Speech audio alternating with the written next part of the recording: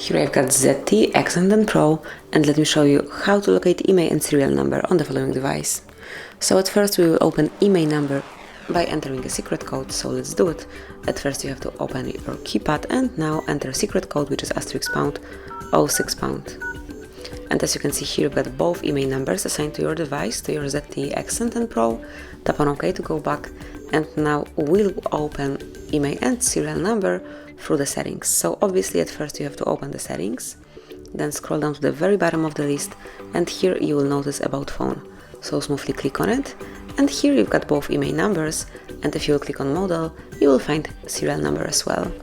So that will be all. This is it. Thank you for watching. Please subscribe our channel and leave the thumbs up.